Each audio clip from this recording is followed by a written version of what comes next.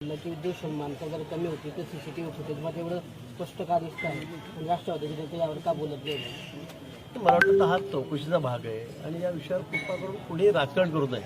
आज दुसराच दिवस आहे आणि अशा विषयात ठीक आहे चौकशी झाली पाहिजे. का झालं, कशामुळे झालं, कोणाचं दुर्लक्ष झालं हा विषय ठीक आहे, पण काहीतरी संशय व्यक्त करायचा, काहीतरी पॉलिटिकली बोलायचं मला वाटतं हे अतिशय अयोग्य आहे. त्या विषयावर कोणी बोलताना थोडं गांभीर्य लक्षात घेऊन विषयाचं बोललं पाहिजे. चौकशी सखोल होते. दिल्लीहून सगळ्या टीम त्या ठिकाणी आलेल्या आहेत, BGCच्या टीम आलेल्या आहेत, सगळे त्या ठिकाणी काम व्यवस्थितपणे चाललेलं आहे. स्वतः मंत्री त्या खात्याचे त्या ठिकाणी होते, गृहमंत्री येऊन गेले, पण विनाकारण काहीतरी संशय तयार होईल अशा पद्धतीने कोणी बोललो. काही वक्तव्य असे आहेत की ते राजकीय आहे. मला वाटतं एवढ्या गंभीर विषयामध्ये एवढ्या दुर्दैवी ही घटना आहे आणि त्यामध्ये मला असं वाटतं की थोडं आपण सांभाळून बोललं पाहिजे. बहुत दोन्ही राष्ट्रवादी पुन्हा विलिनीकरण होईल अशा चर्चा रंगत आहेत आणि होणार असल्याचं सुद्धा अगोदर चर्चा होती. अजितदादांच्या काळातही 8 फेब्रुवारीला ती घोषित होईल असं सांगितलं जात होतं. तुम्ही या सगळ्याकडे कसं बघता? मला वाटतं हा दोन्ही पक्षांचा विषय आहे. म्हणजे अजितदादा गट असेल आणि शरद पवार साहेबांचा गट असेल, हा त्यांचा दोघांचा विषय आहे. आता त्या संदर्भामध्ये काही आधी हालचाली सुरू होते असं आपण दाखवत होतो. तशा पद्धतीने काही मूव चाललेली होती, पण आता अकाली दादा आपल्याकडे निघून गेले. खरं म्हणजे हे खरं अनखंडनीय आहे, पण वस्तुस्थिती आहे. आता पुढे काय होतं या संदर्भामध्ये हालचाली होतील, पण मला वाटतं 2-3 दिवस तरी जाऊ द्यावे लागतील. सुनेत्रा पवारांकडे उपमुख्यमंत्रीपद दिलं पाहिजे अशी आता मागणी पुढे येते. याकडे सगळं कसं बघतो? मला वाटतं हा राष्ट्रवादी काँग्रेसचा दादा गटाचा प्रश्न आहे. या संदर्भात आम्ही काही टिप्पणी करणं हे काही मला वाटतं योग्य होणार नाही. पण हा सर्वस्वी त्यांचा विषय. त्यांचे जे आमदार आहेत, त्यांचे सर्व नेते आहेत दुसऱ्या फळीतले, ते या बाबतीत विचार करतील, ठरवतील. माननीय मुख्यमंत्री मोदींची मला वाटतं कारण आपण यातच बघितलं की भेटही घेतलेली आहे. अतिशय मला काही या विषयात माहिती नाही. काल मुख्यमंत्री महोदय मुंबईला गेले आणि मी पुण्याहून इकडे आलेलो आहे, जळगावला आलेलो आहे. भाजपने अजितदादांमध्ये 70,000 कोटींचे आरोप घोटाळ्याचे आरोप. मला वाटतं हे विषय हे आरोप मागे घ्यावेत अशी ही खरी श्रद्धांजली ठरेल असं संजय. मला वाटतं या विषयामध्ये कुणीही राजकारण करू नये मला असं वाटतं. म्हणजे आज दुसरा दिवस आहे आणि आपण काय बोलतोय काय नाही, तर याला थोडंसं आपण आपला कंट्रोल ठेवला पाहिजे मला असं वाटतं. त्यामुळे 2-4-5 दिवस नंतर तुम्हाला काय बोलायचं ते बोला, पण आज दुसराच दिवस आहे आणि आपण काय बोलतो आहोत. मला वाटतं सगळ्या गोष्टीमध्ये राजकारण केलंच पाहिजे का आणि त्याची काही काळवेळ असते की नाही हा माझा प्रश्न खरा म्हणजे. अर्थसंकल्प आता देवेंद्र फडणवीस सादर करतील असं आहे. आज ते सांगणं कठीण आहे. अजून अधिवेशनाला वेळ आहे. म्हणजे लगेच उद्या परवा अधिवेशन नाही आहे. तोपर्यंत अजून काय घडामोडी होतात, कशा पद्धतीने पुढची मंत्रिमंडळाची रचना होते, दादांकडे 3-4 खाते होते, ते कुणाकडे जातात. तर माननीय मुख्यमंत्री महोदय आणि राष्ट्रवादीचे नेते आहेत ते आज भेटलेले आहेत, ते ठरवतील. उपमुख्यमंत्री सहित अनेक खाते होते, पण मात्र खाते अजित पवार गटाकडे जाणार का इतर कोणत्या पक्षाकडे जाणार? आता मी काही पक्षाचा सर्व आहे का? तुम्ही मला हा प्रश्न विचारता म्हणजे किती चुकीचं खरं म्हणजे नाही आहे. मला वाटतं की आता या बाबतीमध्ये माननीय मुख्यमंत्री जे आहेत ते या संदर्भावरती आपले सभागृहाचे नेते आहेत, ते या संदर्भामध्ये चर्चा करून निर्णय घेतील. पण लाडक्या बहिणीमुळे राज्य मागे पडल्याचं केंद्रीय सर्वेक्षणामध्ये सांगितलं जात आहे आणि आर्थिक परिस्थिती बिघडली राज्याची असं म्हटलं जातं. पण खरं म्हणजे लाडक्या बहिणींना आम्ही 50 रुपये दर महिना देतो नाही. त्यातून खरं म्हणजे जे बिचारे रंगले गांधलेले आहेत, जे आर्थिकदृष्ट्या दुर्बल आहेत, अशा आमच्या भगिनींना सुद्धा त्यांनासुद्धा त्याचा फायदा मिळतोच आहे. ठीक आहे, थोडं इतके पैसे तिथे गेल्यामुळे थोडाफार फरक, पण मला वाटतं तोही पडणार नाही. मी तर असं म्हणेन माननीय मुख्यमंत्री आमचे एवढे कुशल आहेत की त्या संदर्भाबद्दल ती सुद्धा जी गॅप आहे ती सुद्धा ते भरून टाकतील.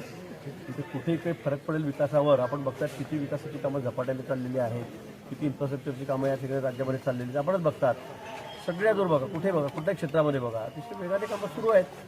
थोडाफार फरक पडत असेल, पण त्यातूनही आमच्या भगिनींचा विकासच होतो आहे.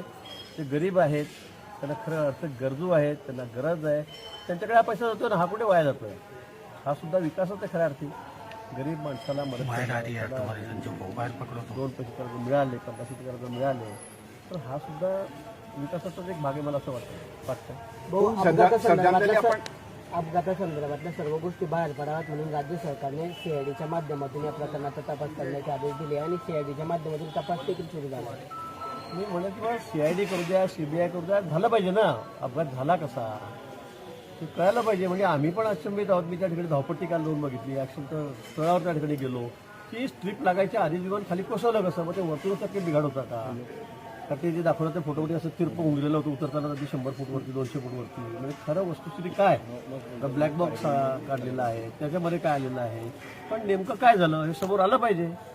अन्यथा याच्यामध्ये चूक कोणाची आहे, तर चूक असून कोणाला काही शिक्षा काही देता येत नाही, पण नेमकं चुकलं काय हे समोर आलं पाहिजे आणि पुढच्या वेळेला अशा दुर्घटना होणार नाहीत याची काळजी घेतली गेली पाहिजे. संजय राऊत म्हणतायत की भाजपचे जर दादावर प्रेम असेल तर त्यांनी 70,000 कोटीचे जे आरोप दादांवर केले ते माईक नीचे जळगावच्या महापौराचा श्रद्धांजली अर्पण करताना आपण सांगितलेलं की दादा काही चुकले तर मी त्यांच्याशी बोलायचं. नेमकं मागच्या भाषणामध्ये देखील त्यांनी भाजपवर आरोप नाही, ज्यावेळेला आरोप व्हायचे किंवा दादा त्याचे प्रवक्ते बोलायचे त्यावेळेला मी दादा सांगितलं की दादा थोडं थांबून थोडं जरा बोलायला नको. की दादांचा माझे खूप चांगले संबंध होते. कोणाला विचारा, त्यांच्या नेत्यांना सगळ्यांना विचारा, राष्ट्रवादीच्या दुसऱ्या पहिल्या दादानंतरच्या, तरी आपल्याला सांगतील.